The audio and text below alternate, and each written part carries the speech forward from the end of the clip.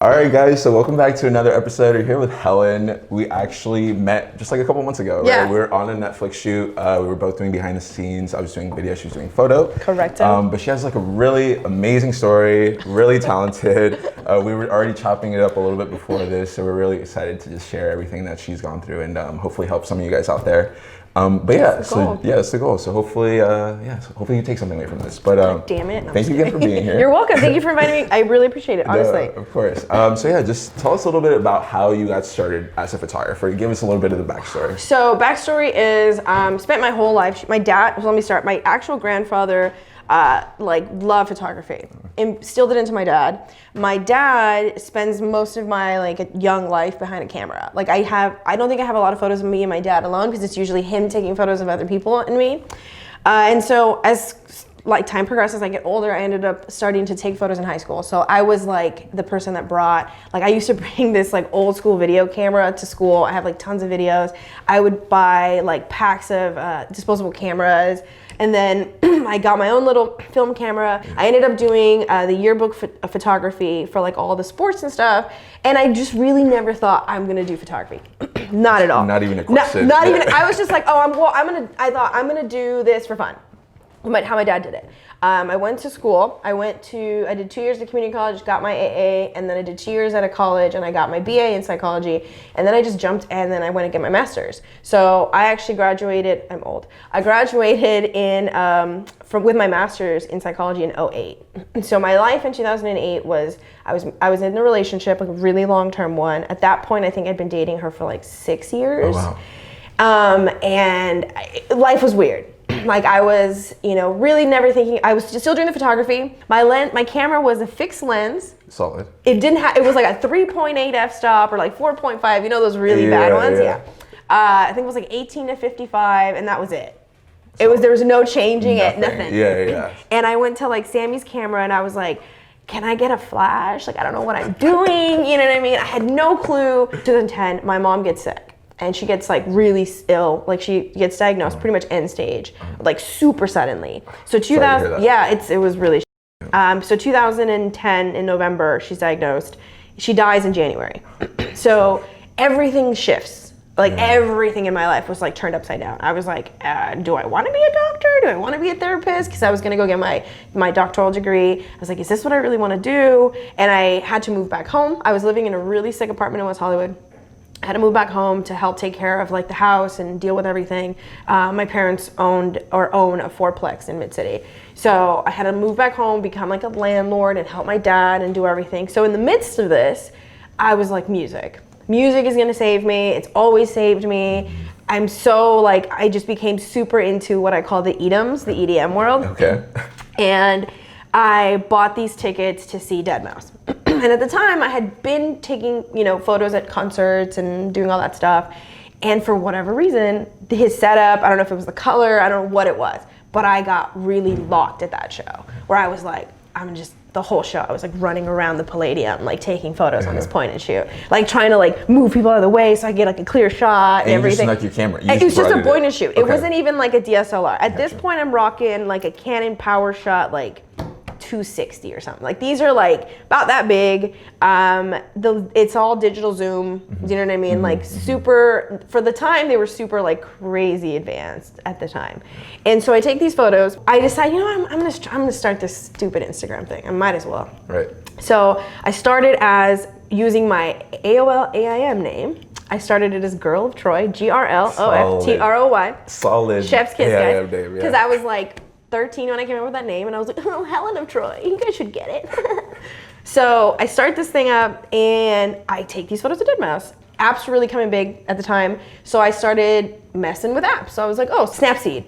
Yes, yeah. Really, at the time, now it's a really, really super powerful, but for then it was pretty powerful too, where you could really, I learned highlights and what does that mean, and shadows, what does that mean, and because while photography is 60% the shot, it's 40% the edit, right? And so I was starting to get into the editing, and I'm okay, that's not so bad. So I popped a photo up on Instagram, and hashtagging was just starting, and this is 2011, so you're almost sitting at a decade ago for this, you know?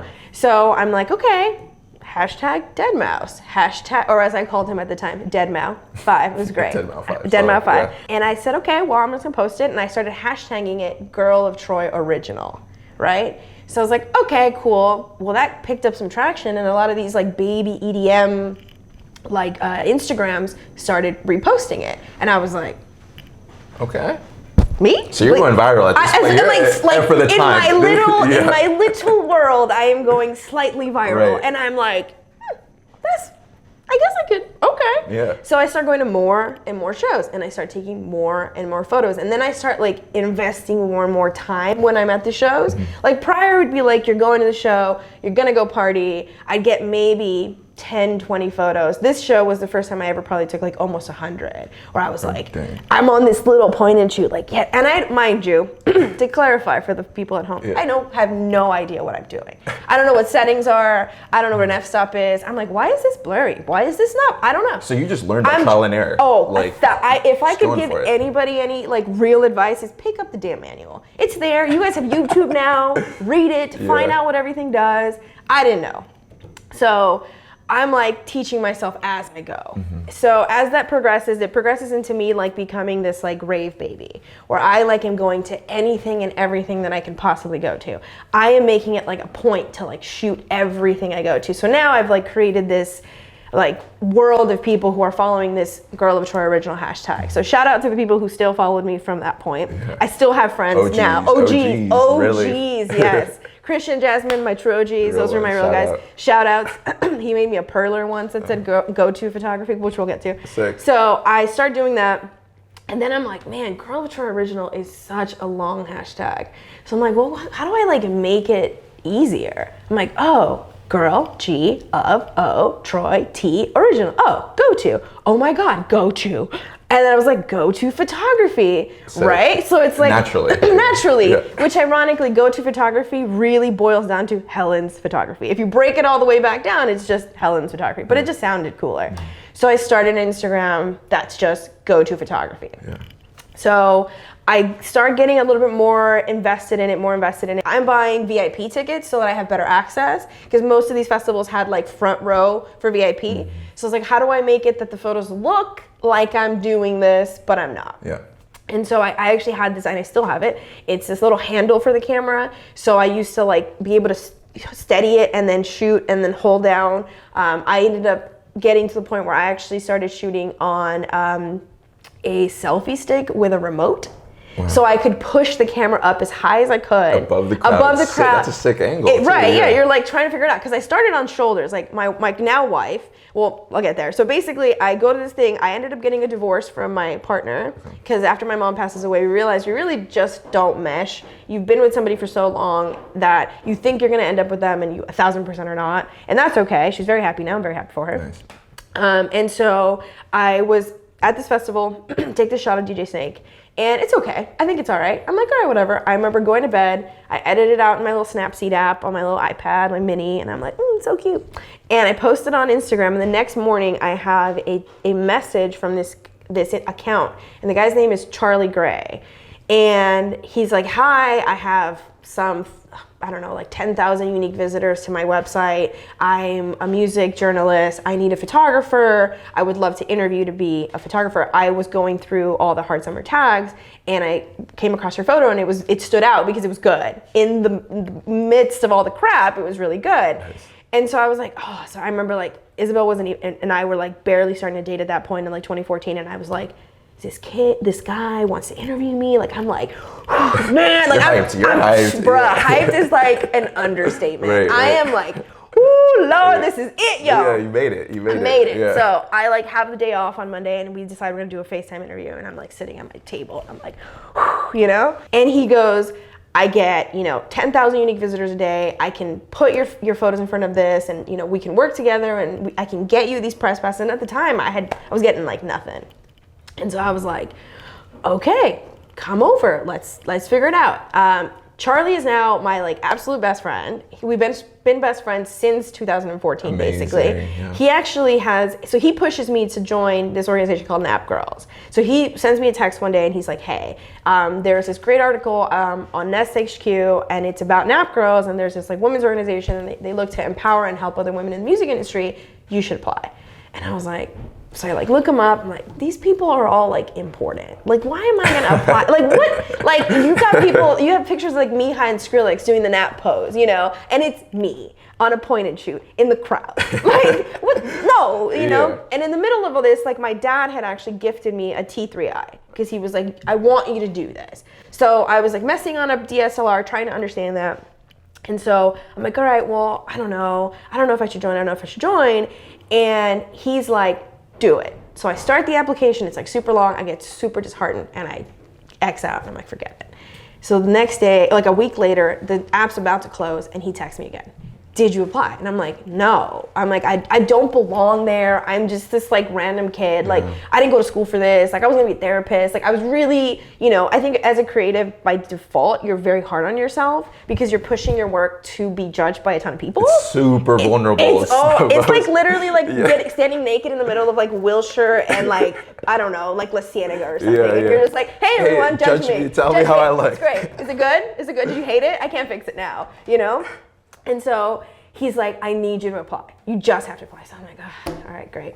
So I go through something like huge, long application, you know, like lots of questions. And 2 weeks later, I get like an email and they're like, we want to welcome you to Nap Girls. And I was like, what? Me? Me? You know? And I go to this first meeting and I'll never forget it. Lauren Lipsey was the admissions counselor. I'm like a person at the time. And we like go around the room and we're introducing ourselves and I said, oh, I'm Helen, you know, nice to meet you. And Lauren across the room, who was the person that was my initial contact with Nap Girls, she's like, no, say it. Say what you are. And I was like, I'm Helen? She's like, no. And I was like, hi, my name is Helen and I'm a photographer. She goes, yes. There we go. You are here. We're gonna empower you. You're gonna speak your truth. And I was like, these women. That's amazing. Like, you honestly need people like that absolutely. in your life, especially in the creative field, people that support you. Absolutely. That tribe is key to your success. So I was like, okay, this is amazing. I'm like, wow. And I remember like going home that night and Isabel picked me up and I was like, these women are like powerful women in this industry and they're all super well connected and they're all just sweet. And I didn't expect this whatsoever. And so one of the people, Valerie Lee, who's now an amazing human, she's a writer, she's super amazing. She's actually one of the hosts of the Coachella livecast. So she was working for MixMag at the time and she posts, hey everyone, does anybody want to come to MixMag? We've got, and I don't know if anybody knows what MixMag is, but the labs were these like really super exclusive DJ sets and it was open bar and it used to be hosted by Smirnoff and it was at their downtown office and like, it was like you had to know somebody to get somebody in there. And so I was like, yes, I would love to go to this. We started going consistently. Become really good friends with Val and Corey and like the people from MixMag and the team. And one MixMag in particular, Destructo was going to be there. And Destructo at the time was running hard. And so the people that opened for Destructo were the interns. And it was Colby and Sean. Both are my friends now, but they're no longer the interns. But Colby actually was the social media manager for Hard. Now, I didn't know this. I just took a photo. It was a good one. So I find him on Facebook. And I sent him the photo and I said, hey, you know, my name's Helen. This is a photo I took of you at MixMag. Here you go. And he goes, this is great. Thank you so much. He goes, who do I credit? And I was like, oh, you can credit Go To Photography. Now at this point, I'm working in a call center. I'm a manager. It's in the Valley. My life consists of getting up at 6 in the morning to get to work by 8, working until 5:30, 6 o'clock, and then getting home at 7:30 because it was so far from home. That is my life. My life, and shooting whenever I can. You know, going to just festivals. On the side. On total. It wasn't even a hustle. It was a hobby. Because a hustle means money. I was making no money. Let me just clarify. You're doing it for the art, for the passion. For the passion of it.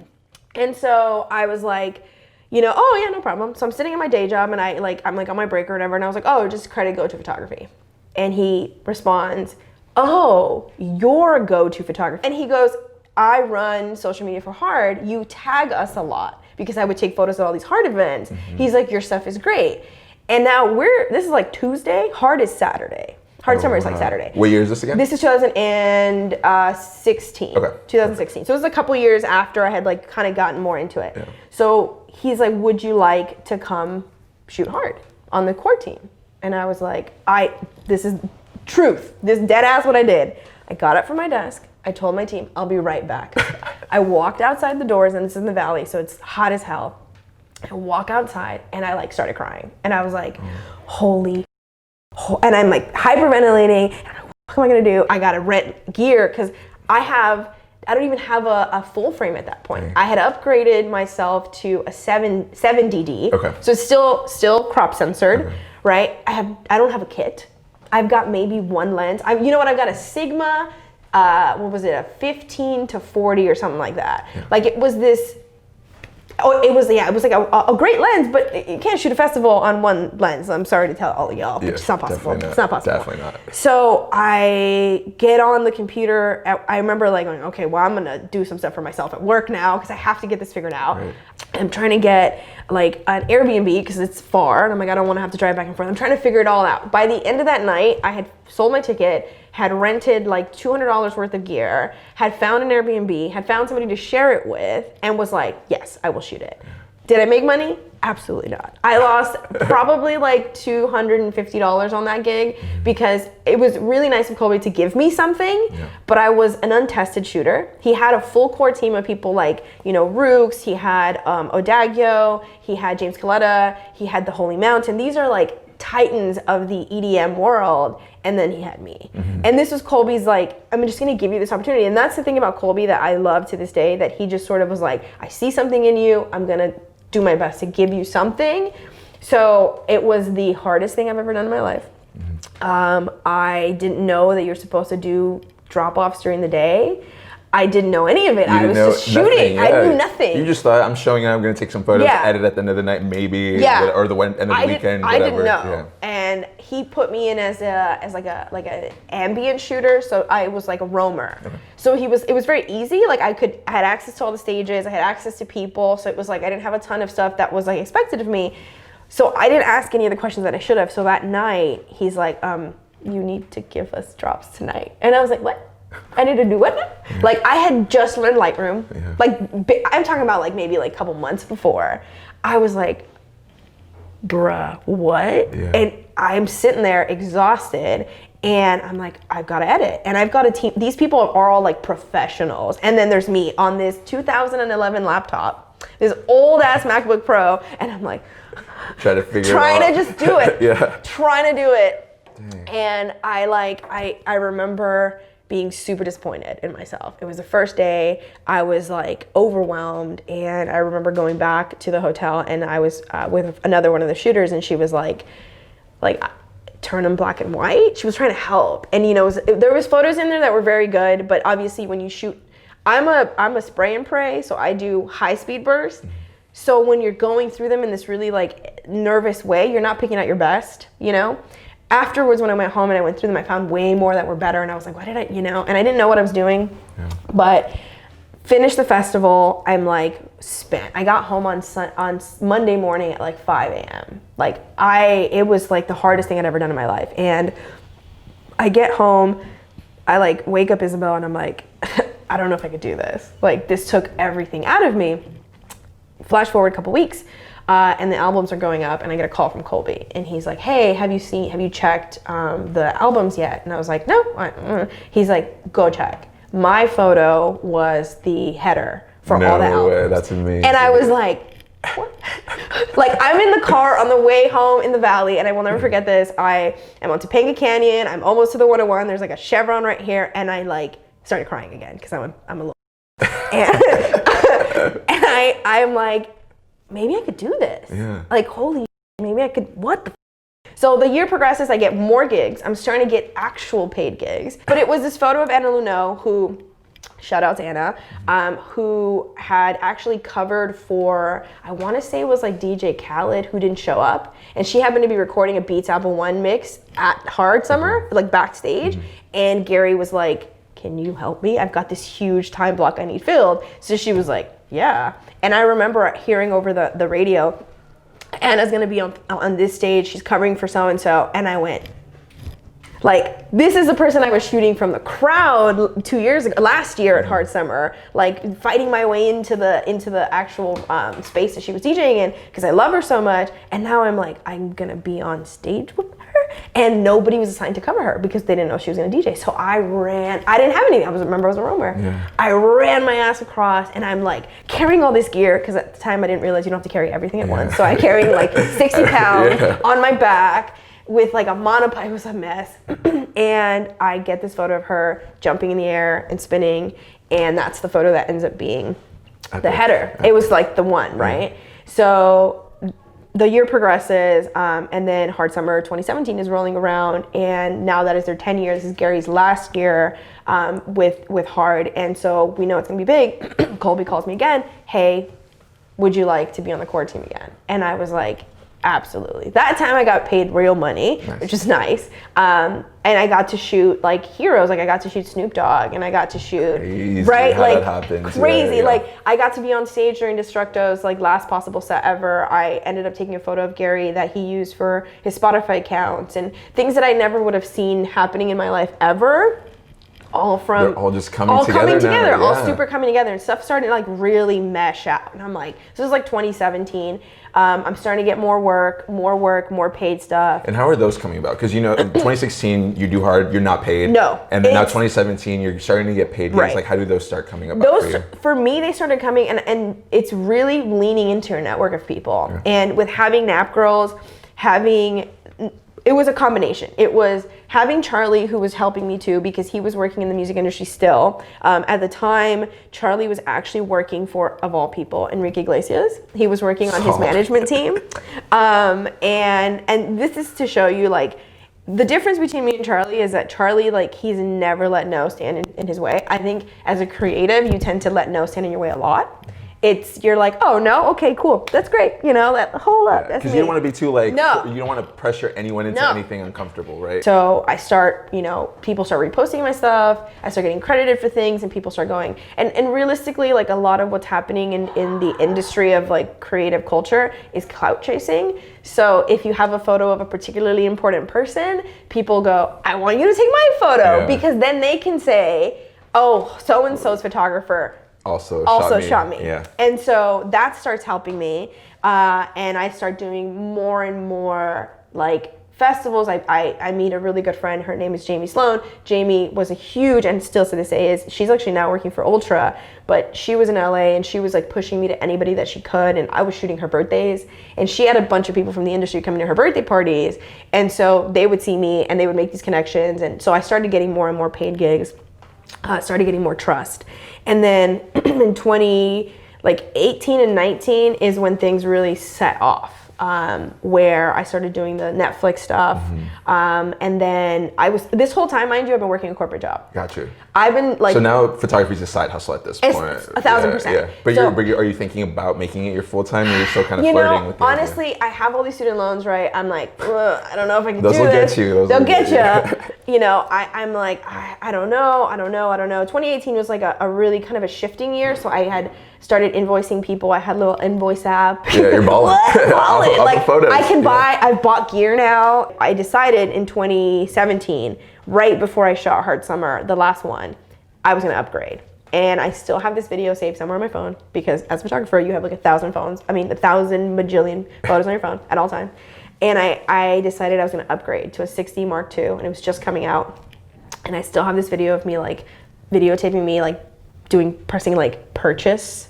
And I was like, oh God, you guys, please hire me for things I have to pay like $2,300 off, And I was so like, oh my God, like what have I done? And I was like, all right, girl, you got to do it now. You got to pay this stuff now. And in 2018, I like spent all my money, and I was working like a good job, good pay, but it was stressful. Like my job never ended. I would have weekend calls, nighttime calls, like it was constant. But I used it to buy all my stuff. So I went from having one lens to having a 16-35, a 24-70, a 70-200, like having like a 35 millimeter like Sigma art prime lens. And so I use that to build my kit. Do you know what I mean? Yeah. And so now it's 2018, and I'm like, I don't know. And my wife is asking me like, are you ever gonna do this? Like, what do you want to do? And I'm like, I don't know. I don't have the time. And she's like, well, you could. And I'm like, ugh. So 2019 rolls around and I start getting real solid gigs with Netflix. And I really start getting like more people booking me for like studio stuff. I've learned, which by the way, also guys, if you're gonna get into studio, learn about strobes. Understand that. Key. Learn. Right. Jesus Christ, just learn. And so I am working more, and so my job is like, I'm like, hey, I'm gonna be coming in late today, or hey, I need this day off. And so my boss is like, what are you doing? Yeah. And like they knew I was shooting because I had shot headshots for my company. Okay. And so he brings me into a meeting and he's basically like, look, he's a little bit older than I am. He goes, I had an opportunity to start my own like company. He goes, it failed for reasons that were not my own. He goes, but if I feel like I want to give you that opportunity. And he's like, what if we, do this like severance package and, we tell you essentially when your last day is, but then you can go and just jump into doing the full-time photography. And I was like, no. Like a part of me was like, not having a paycheck? Like that's, really scary. Yeah. And I've worked since I was like 17. So I was like, I don't know. And then a part of me just went, you have to do this. Like you don't have any other opportunity. Like you're in your mid-30s. Like there really isn't another, you ain't got no more time, girl. And I just was like, yes, we'll do it. And so my last day of corporate work was end of July, like last day of July. And a week later, I get a phone call and they asked me to go and be like a tour photographer and VIP manager and like TM assistant on this tour with this artist. Her name is MARINA.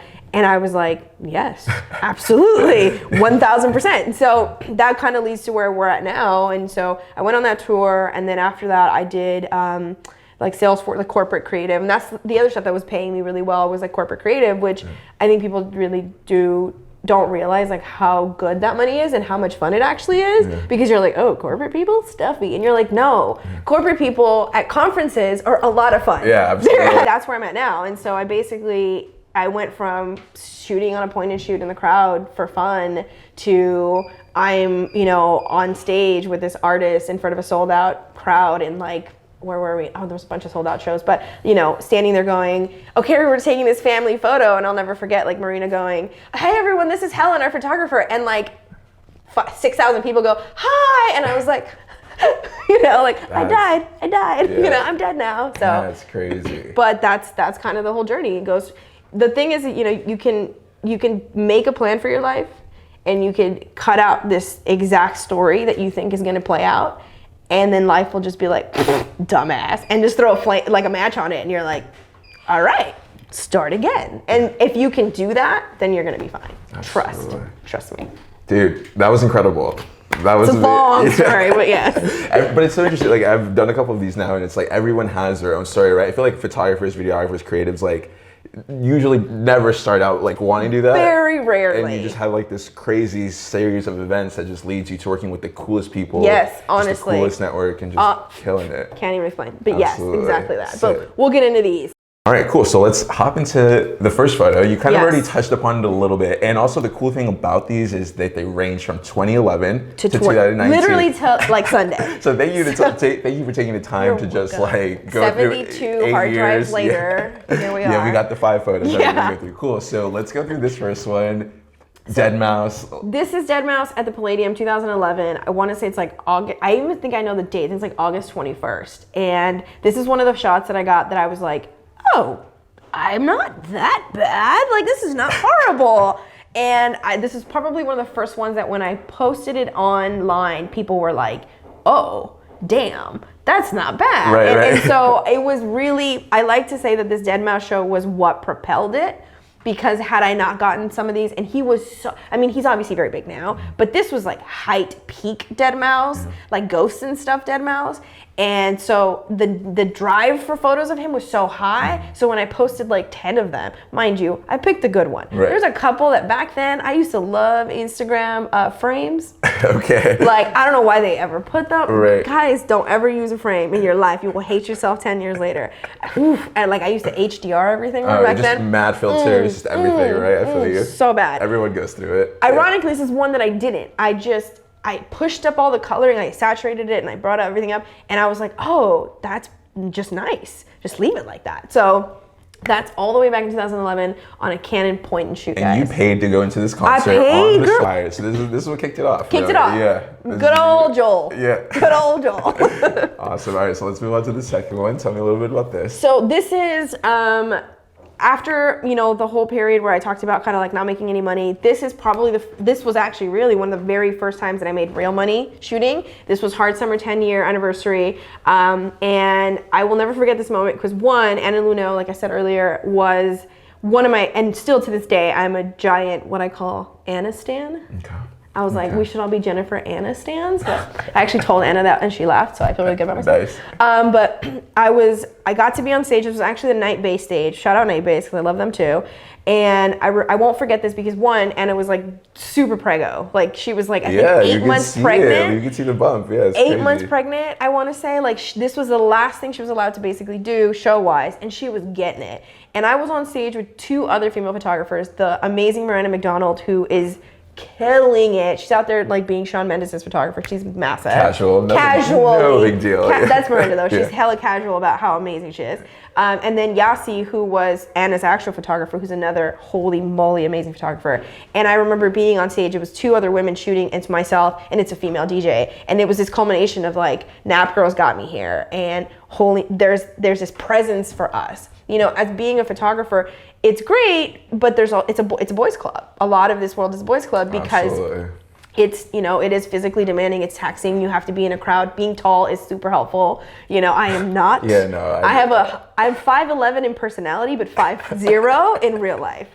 So having this moment was so pivotal for me, and I'll never forget it because she's so effortlessly cool in it. And I just remember her just going, woo! And this badass cape she was wearing like flared up, and I was like, I don't know how I managed to make it here, and I don't know what I did, but I'm so happy. And I can to this day, I can see this moment. I can see myself reaching over the decks, like, because my camera had a little flip on screen, and getting this angle and being like, shit, like, oh my God, you know, and like running off stage so I can get like a wider shot later. But that one was one of those that's like, can never like not include Anna in my story because she was so pivotal to it. And this was actually a much better photo than the one I got on the cover the year before.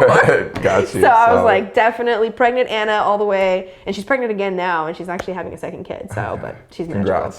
Congrats to Anna, 1000%. Absolutely. Great. All right, so let's move on to number 3. Tell us about this. So this is Barclay Crenshaw, aka Claude VonStroke. After I got super connected to Nap Girls and stuff, I have a really good friend. Her name is Abby Ghetto. She now manages a bunch of like amazing artists. But at the time, she was his day-to-day manager, like personal assistant kind of thing. And I got a phone call. Now I was like a big Dirty Bird stan prior to this. So I got a phone call and she was like, we're doing this music video shoot for Barclay. And now he's known as Claude VonStroke, but his alter ego is Barclay Crenshaw, which is ironic because that's his actual name, like parent, God-given name. And she's like, we need BTS photos. And, you know, I don't know anybody else who's like this. It was the day of, like at 4, and I needed to be there like at 5:30 or 7 o'clock. And I was like, I'll do it. I don't even care. And this was the first time I did BTS, which BTS has now become kind of a bread and butter that I really like. And so this was the very first time I did anything BTS. And what I love so much about this photo is this photo represents the Barclay Crenshaw like model, but that is not Barclay. Barclay is a really funny, jovial, like cheery guy. And so it was the first time that I was like, oh, I can capture what the feeling that we want is, you know, as opposed to when you're shooting a show, you're shooting whatever's happening. But when you're shooting BTS, you have the time to sort of shoot people as they need to be seen as part of the event, right? Like, so if somebody's filming a show, you're looking for the emotion that the lines are bringing, right?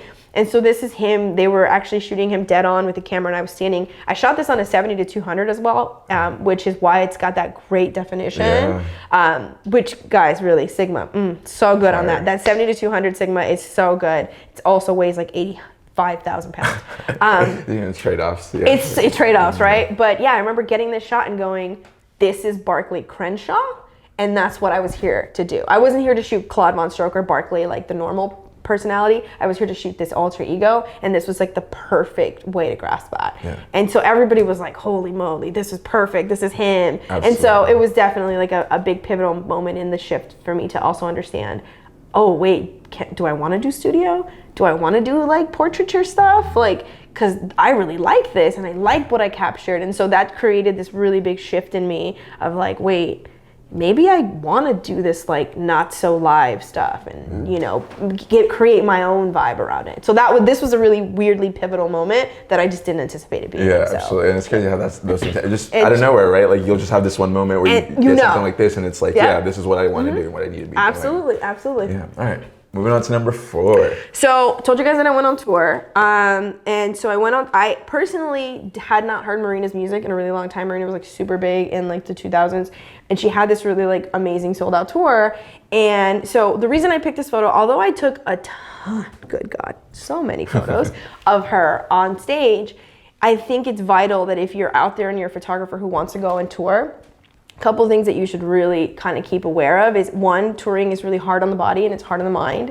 And it's not as easy as you think it is in terms of like capturing that content, right? Because there's gonna be a ton of photographers who are shooting the stage. And so you're gonna be out there shooting the stage, but the stuff that the actual client wants or the artist wants and the fans want is that BTS. And that BTS has to be real and it has to be legit and you have to have a connection to the artist. And there's not a lot of time on tour. There's not a lot of time for you to just be like hanging out, you know? And so I would get like 10 minutes with her prior to the show starting. And so everybody's nervous, right? Although the show's been done, but you know how to do it and everything, you know the timing, and good God, I learned every lyric and half of the choreography. But I remember this photo specifically because we were in Philadelphia. There was like a million stairs at that damn venue. And we were all, it's just a nervousness that you get right before. And I came in to do my shoot and the makeup artist would always be like, can you get me a good makeup shot and a good hair shot, because she was doing her hair. And I remember like sitting up on the little table and I was like gassing her. And I was like, yes, queen, yes, bitch, give me that look up, queen, yes. And she's like, oh my God. And she does this like little smile and I like shoot it and I was like, that's it. There you go. And so the next day I give it to her, like obviously I texted to her and I'm like, hey, here's a link to the photos for yesterday. And the very next show I'm shooting, and she goes, that photo. And I was like, the one where you're smiling? She's like, that is probably the best photo that anybody's ever taken of me. She goes, amazing. I think I look better in the photo than I do in real life, which is not true, but it was like the most holy moly compliment that I could possibly get. Yeah. Like, that's all I want people to do for me, is to get a photo where I look better than I do in real life, I think we all would want that. That's all of us. Sure. And so I think it was so vital for me to sort of highlight this photo because it was the opposite of, what you expect on tour photography, which is like the event. This is the person.